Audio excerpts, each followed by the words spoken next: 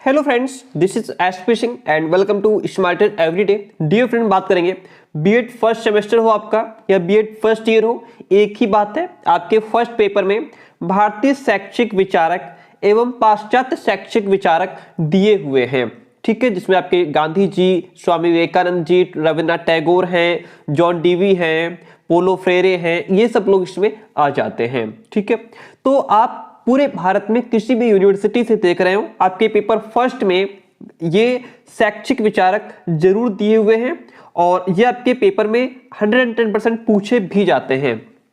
हमने गांधी जी के बारे में डिस्कस कर लिया था, गांधी जी का जीवन दर्शन क्या है, गांधी जी का शिक्षा दर्शन क्या है, गांधी जी के अनुसार शिक्षा का अर्थ क्या है, ठीक है, और शिक्षा दर्शन के आधारभूत सिद्धांत क्या है, ये सब चीजें हमने डिस्कस कर ली थी। और इसके बाद रविन्द्रनाथ टैगोर को भी हमने अच्छे तरीके से समझ लिया है। टैगोर जी का जीवन दर्शन, टैगोर जी का शिक्षा दर्शन हम कंप्लीट कर चुके हैं, ठीक है। और आज हम बात करेंगे स्वामी विवेकानंद की। आपके एग्जाम में 110% पूछा जाएगा, ठीक है। विवेकानंद पूछ लिए जाए, टैगोर जी पूछ लिए जाए या गांधी जी पूछ लिए जाए, या इनमें से कोई भी दो पूछ लिए जा सकते हैं, पूछे जा सकते हैं। तो चलिए आज हम बात करते हैं स्वामी विवेकानंद की। उससे पहले कहना चाहेंगे, अगर आप बीएड फर्स्ट ईयर में फर्स्ट सेमेस्टर में हो तो चैनल को अभी सब्सक्राइब कर लीजिए। यहाँ आपको स्टडी का बेस्ट कंटेंट, बेस्ट मटेरियल मिलता है। चलिए बात करते हैं। और अगर आप जो है कि पेड नोट्स लेना चाहते हैं तो आप हमें 9628182649 इस नंबर पर व्हाट्सएप मैसेज करके जानकारी ले सकते हैं। बात करते हैं स्वामी विवेकानंद के जीवन परिचय की। भारत की अमर विभूति, विश्वविख्यात स्वामी विवेकानंद का जन्म 12 जनवरी 1863 को मकर संक्रांति के दिन कोलकाता नगर में हुआ था। स्वामी विवेकानंद का जन्म कहाँ हुआ था? कोलकाता में हुआ था। कब हुआ था? 12 जनवरी 1863 ईस्वी। अगर आप हमारी क्लासेस को बहुत डीपली देखेंगे तो साथ में याद हो जाएगा। भारत की जो अमर विभूति है, विश्वविख्यात है स्वामी विवेकानंद, उनका जन्म 12 जनवरी 1863 को हुआ था। कहां हुआ था? कोलकाता में हुआ था, मकर संक्रांति के दिन हुआ था। संन्यास ग्रहण करने के पूर्व इनका नाम नरेंद्र था। क्या नाम था? नरेंद्र नाम था जब इन्होंने संन्यास ग्रहण किया था। उससे पहले 17 वर्ष की अवस्था में जब वे बीए के छात्र थे, 17 वर्ष की अवस्था में बीए के छात्र थे, स्वामी रामकृष्ण के संपर्क में आए। पहले तो वे स्वामी रामकृष्ण की विचारधारा का विरोध करते रहे, ठीक है। जब वो ग्रेजुएशन कर रहे थे उसी समय वो स्वामी रामकृष्ण के कांटेक्ट में आए। पहले तो वो उनकी विचारधारा जो थी उसका विरोध करते रहे, लेकिन जब उन्हें जो है रामकृष्ण को विवेकानंद ने बहुत डीपली जब समझ पाए, तब जो है कि उनसे प्रभावित हुए और उनके परम भक्त बन गए, ठीक है। वही चीज है कि हम किसी भी व्यक्ति को पहले बाहर से देख करके हम उसको गलत भी समझ लेते हैं, लेकिन जब हम उसकी असलियत को जान पाते हैं तब पता चलता है कि नहीं, हम गलत थे, वो सामने वाला गलत नहीं था। वही बात है। रामकृष्ण ने अपना संपूर्ण ज्ञान और तेज उनके हृदय में डाल दिया। किसने? रामकृष्ण ने। किनके हृदय में? स्वामी विवेकानंद के हृदय में डाल दिया। नरेंद्र से वे स्वामी विवेकानंद हो गए और स्वामी विवेकानंद ने श्री रामकृष्ण के संदेश और विचारों को देश विदेश में फैलाने का काम किया। आगे बढ़ते हैं। वही काम किया जो सेंट पॉल ने ईसा मसीह के संदेश को फैलाने में कि जिस प्रकार से सेंट पॉल ने ईसा मसीह के संदेश को देश विदेश जन जन तक पहुंचाया, वही काम स्वामी विवेकानंद ने रामकृष्ण परमहंस के विचारों को देश दुनिया में पहुंचाने का काम किया।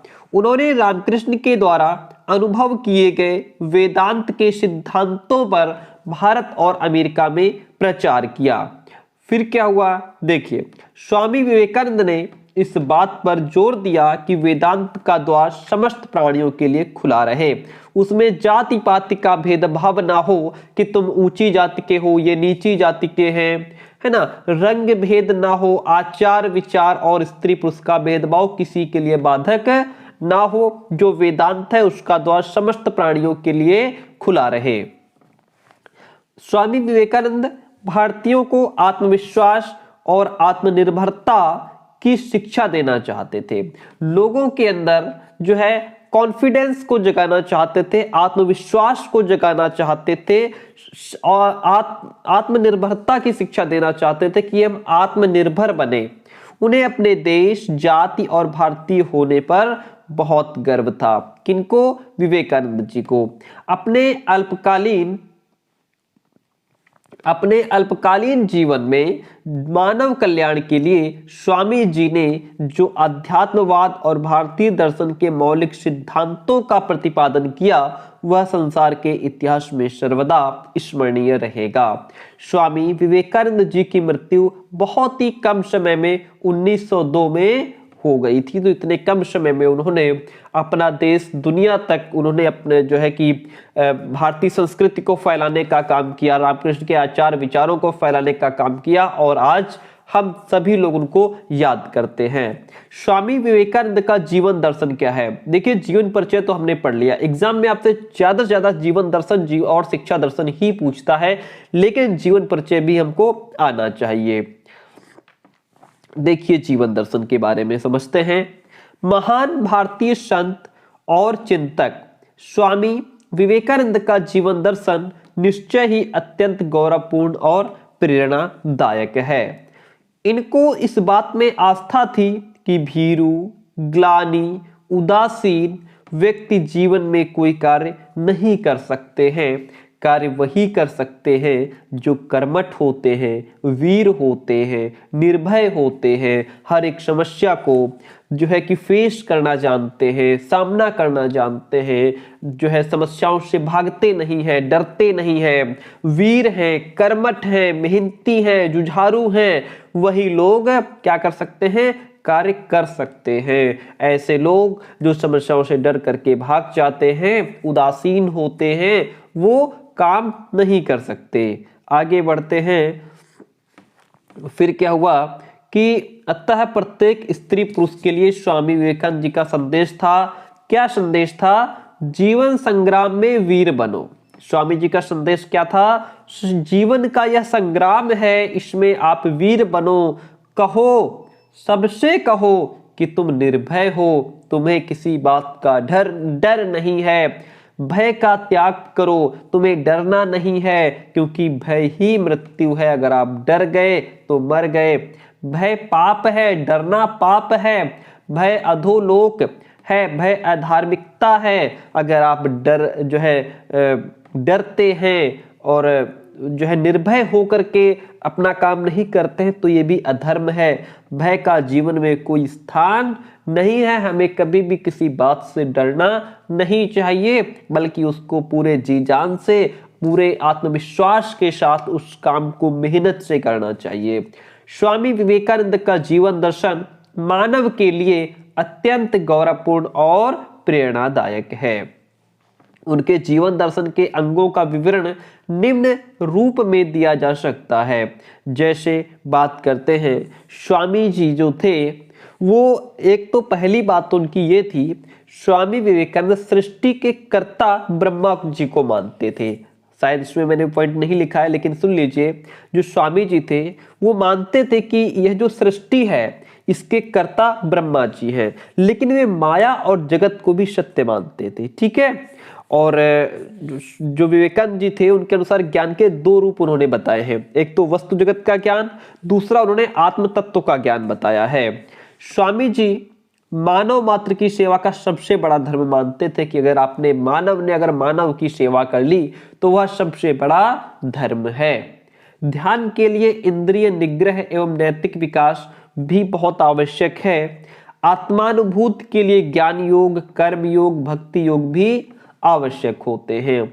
योग सभी प्रकार के ज्ञान की सर्वोत्तम विधि है, ऐसा कौन मानते थे? विवेकानंद। वे मनुष्य के उद्यमी, निर्भय और वीर बनने पर बल देते कि तुम उद्यमी हो, मेहनत करो, निर्भय होकर के काम करो, वीर बनो। स्वामी जी ने मनुष्य को आगे बढ़ते रहने के लिए निरंतर संघर्ष करते रहने का आह्वान किया कि तुम्हें निरंतर संघर्ष करते रहना है। उनके विभिन्न सिद्धांतों के समन्वय पर भी बल दिया गया है। और स्वामी जी का एक बहुत फेमस कोट है जो कि कई जगह लिखा हुआ मिलता है हमें कि तुम उठो जागो और तब तक मत रुको जब तक कि तुम्हें लक्ष्य की प्राप्ति ना हो जाए, है ना। आप सभी को याद भी होगा तो इस लाइन को लिखिएगा, मैंने इसमें शायद नहीं लिखा है, भूल गए होंगे, देखिएगा। स्वामी विवेकानंद जी का शिक्षा दर्शन देखिएगा, educational philosophy of Swami Vivekananda. Swami ji शिक्षा द्वारा मनुष्य को आत्मविश्वासी बनाना चाहते थे, आत्मनिर्भर बनाना चाहते थे और सशक्त बनाना चाहते थे। इस उद्देश्य की पूर्ति के लिए उन्होंने सदैव इस बात पर बल दिया, इस तथ्य पर बल दिया कि हमें धर्म की वास्तविक मर्यादा स्थापित करने वाली और सर्वांगीण विकसित चरित्र के नागरिक निर्माण करने में समर्थ शिक्षा की आवश्यकता है। हमें कैसी शिक्षा की आवश्यकता है? जो व्यक्ति के चरित्र का विकास कर सके, है ना, और मर्यादा स्थापित करने वाली शिक्षा हो, व्यक्ति को मर्यादित बनाए, है ना, आत्मविश्वासी बनाए, आत्मनिर्भर बनाए, उसके चरित्र का विकास करे। ऐसी समर्थ शिक्षा की हमें आवश्यकता है, ऐसा विवेकानंद जी ने कहा था। शिक्षा दर्शन के कुछ तथ्य इस प्रकार हैं, देखिएगा। स्वामी विवेकानंद मैकाले द्वारा प्रचलित तत्कालीन अंग्रेजी शिक्षा पद्धति के विरोधी थे। क्या थे? जो विवेकानंद जी थे वह मैकाले के द्वारा जो शिक्षा पद्धति प्रचलित थी, चल रही थी तत्कालीन समय में अंग्रेजी शिक्षा, उसका उन्होंने विरोध किया, क्योंकि इस शिक्षा का उद्देश्य मात्र बाबुओं की संख्या बढ़ाना था, दूसरा नहीं कि जो है चरित्र का विकास हो, आत्मविश्वास का विकास हो, आत्मनिर्भर का विकास हो, व्यक्ति सशक्त बने, उद्यमी बने, ऐसा कोई उसका उद्देश्य नहीं था। स्वामी जी के विचार से एकाग्रचित व्यक्ति को ही ज्ञान की महाशक्ति उपलब्ध होती है। जो व्यक्ति एकाग्रचित होता है, अपने मन को एकाग्र कर लेता है, अपने मन को एक जगह जो है, क्योंकि मन बड़ा चंचल होता है, भटक जाता है। आप क्लास अटेंड कर रहे हैं, अभी आप पढ़ रहे हैं, लेकिन फिर भी बीच बीच में मन भाग जाता है, भटक जाता है। तो जिसने इस मन को वश में कर लिया उसे सूर्यमा कहते हैं, ऐसा भी कहा गया है। तो मन को एकाग्र जो कर लेता है उसको सच्चे ज्ञान की प्राप्ति हो जाती है। स्वामी विवेकानंद जी के अनुसार ज्ञान मनुष्य के अंदर रहता है, चाहे मौलिक ज्ञान हो या आध्यात्मिक। मनुष्य अपनी शक्तियों के प्रयोग के द्वारा उसका अनुभव करके उसे प्रकाश में लाता है। आगे बढ़ते हैं। स्वामी जी के शब्दों में कहा गया है, हमें उस शिक्षा की आवश्यकता है जिसके द्वारा चरित्र का निर्माण होता है, मस्तिष्क की शक्ति बढ़ती है, बुद्धि का विकास होता है और मनुष्य अपने पैरों पर खड़ा हो सकता है। ऐसी शिक्षा हमको चाहिए। स्वामी विवेकानंद जी सैद्धांतिक शिक्षा की तुलना में व्यवहारिक शिक्षा पर अधिक बल देते थे। उन्हीं के शब्दों में कहा गया है, तुमको कार्य करने की सब क्षेत्रों में व्यवहारिक बनना पड़ेगा। सिद्धांतों के ढेरों ने संपूर्ण देश का विनाश कर दिया है, यानी कि बहुत सारे सिद्धांत दिए गए हैं, सिद्धांतों के ढेरों ने क्या कर दिया है? स्वामी विवेकानंद जी के अनुसार संपूर्ण देश को विनाश कर दिया है। आगे बढ़ते हैं। शिक्षा दर्शन के कुछ आधारभूत सिद्धांत बताए गए हैं, इनकी बात करते हैं। स्वामी विवेकानंद की गणना संसार के महान शिक्षा शास्त्रियों में की जाती है। उनके शिक्षा दर्शन संबंधी आधारभूत सिद्धांत इस प्रकार हैं। किस प्रकार हैं इनको समझते हैं, बहुत इंपॉर्टेंट है आपका टॉपिक ये। उन्होंने कहा कि शिक्षा ऐसी होनी चाहिए जिससे व्यक्ति का शारीरिक, मानसिक और आध्यात्मिक विकास हो। शिक्षा के क्षेत्र में बालिकाओं को बालकों के समान शिक्षा दी जानी चाहिए, भेदभाव नहीं करना चाहिए। केवल पुस्तकों का ज्ञान अध्ययन ही शिक्षा नहीं है, जो कि वर्तमान समय में प्रचलित है। आज तो सिर्फ पुस्तकीय ज्ञान को अध्ययन ही शिक्षा का रूप दे दिया गया है। मन, वचन और कर्म की शुद्धि भी आत्मनियंत्रण है। ज्ञान व्यक्ति के मन में विद्यमान है, वह स्वयं ही सीखता है। हर व्यक्ति के अंदर ज्ञान है, बस उस शिक्षा का काम उसको बाहर निकालना होता है। स्वामी विवेकानंद जी क्या कहते थे शिक्षा को? अब तो आप इतना सब पढ़ लिए हैं, अब तो शिक्षा का अर्थ आप खुद लिख सकते हैं कि स्वामी जी के अनुसार शिक्षा का अर्थ क्या है। कहते हैं कि शिक्षा का अर्थ मनुष्य में निहित शक्तियों का पूर्ण विकास है, ना कि मात्र सूचनाओं का संग्रह। इंफॉर्मेशन का कलेक्शन एजुकेशन नहीं है। एजुकेशन क्या है? मनुष्य के अंदर जो पावर्स हैं, जो शक्तियां हैं, उनका पूरी तरीके से डेवलपमेंट हो सके, वही एजुकेशन है। यदि शिक्षा का अर्थ इंफॉर्मेशन का कलेक्शन करना होता तो पुस्तकालय संसार के सर्वश्रेष्ठ संत होते, क्योंकि सबसे ज्यादा इंफॉर्मेशन, सूचनाएं, जानकारी तो पुस्तकालय में मिलती हैं। तो फिर दुनिया संसार के सबसे बड़े संत कौन होते? पुस्तकालय। लेकिन ऐसा नहीं है, किताबें 1000 खरीद लाओ, लेकिन जब तक आपको गुरु नहीं, अगर आपको टीचर के माध्यम से उसको समझाया नहीं जाएगा तो फिर आप उनको आत्मसात नहीं कर सकते उस ज्ञान का। ठीक है, शिक्षा उस सन्निहित पूर्णता का प्रकाश है जो मनुष्य में पहले से ही विद्यमान है। ये कुछ स्टेटमेंट है जो स्वामी जी के द्वारा कहे गए हैं। शिक्षा के अर्थ की व्याख्या स्वामी जी ने बहुत ही विशाल संदर्भ में की है। वह तो यह भी मानते हैं कि जो मनुष्य चाहता है कि मुझे कुछ नहीं सीखना है, समझ लो कि वह मृत्यु की राह पर है। ऐसा कहा है कि जो मनुष्य ये कहता है कि मुझे कुछ नहीं सीखना, समझ लो कि मृत्यु की राह पर है, क्योंकि शिक्षित और शिक्षित व्यक्तियों में अंतर किया गया है। अशिक्षित व्यक्तियों को जानवरों के समान कहा गया है।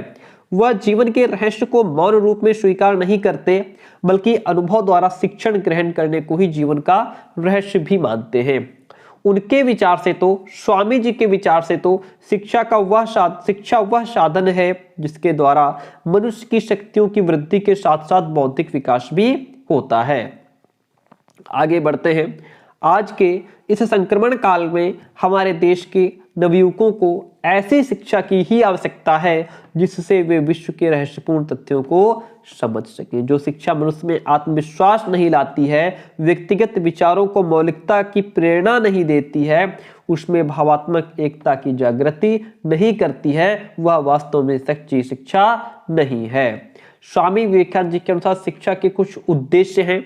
नंबर 1 तो शारीरिक विकास करना, फिजिकल डेवलपमेंट। सच्ची शिक्षा वही है जो व्यक्ति का फिजिकल डेवलपमेंट भी कर पाए। स्वामी जी का कहना था कि हमें ऐसे बलिष्ठ लोगों की आवश्यकता है जिनकी पेशियां लोहे के समान मजबूत हों और स्नायु फौलाद की तरह कठोर हो।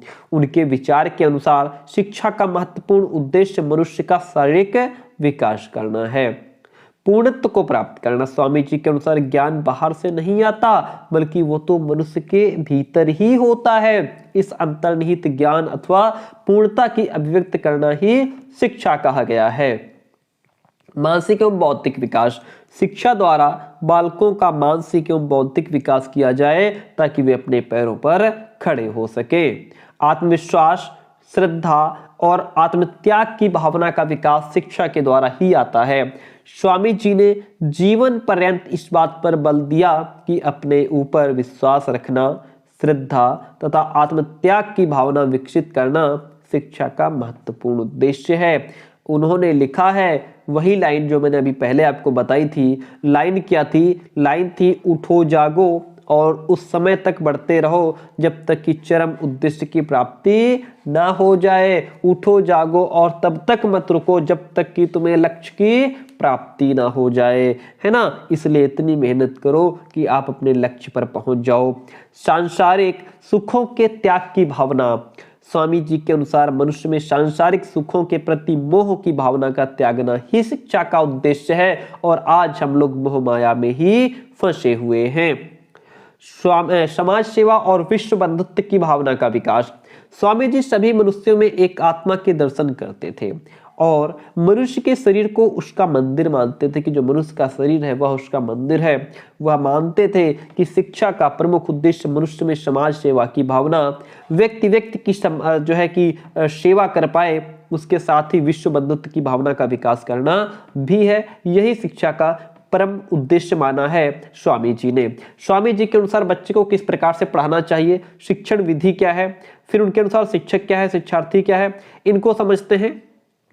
फिर आगे हमारे पाश्चात्य विचारक आ जाएंगे, इनको समझेंगे। चलिए अब देखिए यहां से पॉइंट। स्वामी विवेकानंद के अनुसार शिक्षण विधि क्या है, किन किन मेथड से बच्चों को पढ़ाना चाहिए। चित्त वृत्तियों के निरोध के लिए योग विधि का प्रयोग, यानी कि क्या करना चाहिए, योग विधि का प्रयोग करके बच्चों को पढ़ाया जाए। शिक्षक के गुणों व आदर्शों के अनुकरण हेतु अनुकरण विधि का प्रयोग किया जाए। बच्चे देखिए क्लास में जो होते हैं स्कूल में टीचर्स का बहुत अनुकरण करते हैं, नकल करते हैं, अपना आदर्श मानते हैं, उसको फॉलो करते हैं टीचर को। तो उसी के अनुसार जो है कि शिक्षक के गुणों और आदर्शों के अनुकरण के लिए अनुकरण विधि का भी प्रयोग किया जाए। मन को एकाग्र करने के लिए विकेंद्रीकरण विधि का प्रयोग किया जाए ताकि बच्चा मन को एकाग्र कर पाए। और जब हमारा मन एकाग्र होता है तो हम जितनी भी चीजें समझते हैं, जो भी सुन रहे होते हैं, वो सब हमारे दिमाग में स्टोर होता चला जाता है। ज्ञान अर्जित करने हेतु विचार विमर्श, व्याख्यान, उपदेश एवं तर्क विधि का प्रयोग किया जाए, क्योंकि तर्क करते समय ग्रुप डिस्कशन के टाइम जो चीजें ग्रुप में डिस्कस हो रही होती है वो भी हमारे दिमाग में स्टोर हो जाती है। तो ऐसी विधि का प्रयोग करना चाहिए।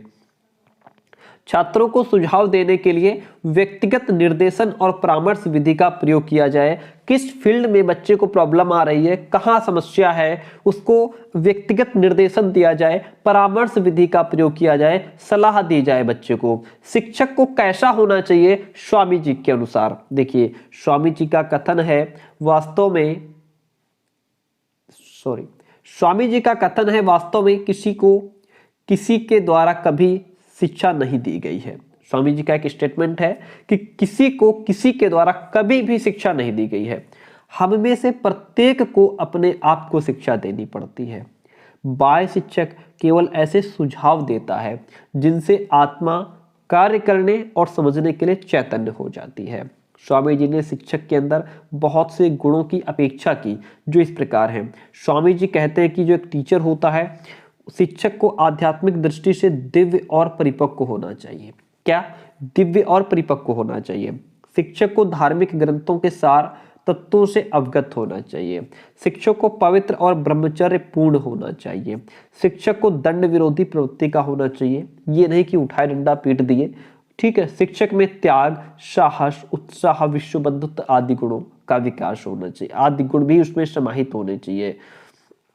इसके बाद हम जो है कि शिक्षार्थी पढ़ेंगे और हमारे नोट्स लेने के लिए मैंने आपको बताया था 9628182649। और जब भी आप मैसेज करें तो अपना यूनिवर्सिटी का नाम जरूर डालें कि सर हमारे बीएड फर्स्ट ईयर के नोट्स चाहिए, ये हमारी यूनिवर्सिटी है। ठीक है, चलिए लखनऊ कानपुर से हैं तो आपको तुरंत नोट्स मिलेंगे। अगर आप किसी अदर यूनिवर्सिटी के हैं तो फिर जो है आप अपने सब्जेक्ट्स मुझे फॉरवर्ड कीजिएगा।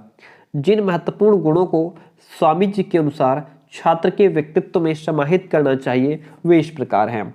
विद्यार्थी को शरीर और मन से बलवान होना चाहिए। शरीर से तो होना ही चाहिए, मन से भी होना चाहिए। विद्यार्थी में सत्य को जानने की प्रबल इच्छा होनी चाहिए कि आखिर सच्चाई क्या है। उसके अंधेरे में नहीं रहना चाहिए। उसके अंदर इच्छा शक्ति व चित्त को एकाग्र रखने की क्षमता होनी चाहिए। विद्यार्थी को विद्या प्रेमी, विवेकशील, विचारशील, स्वप्रयत्नशील एवं कर्तव्यशील आदि होना चाहिए। धर्म व धार्मिक क्रियाओं में आस्थावान भी होना चाहिए। तो ये थे हमारे स्वामी जी। नेक्स्ट जो क्लासेज होंगी उसमें हम लोग पाश्चात्य शैक्षिक विचारक जो हैं इनके बारे में डिस्कस करेंगे। Thank you so much. Class कैसे रही कमेंट करके जरूर बताइए।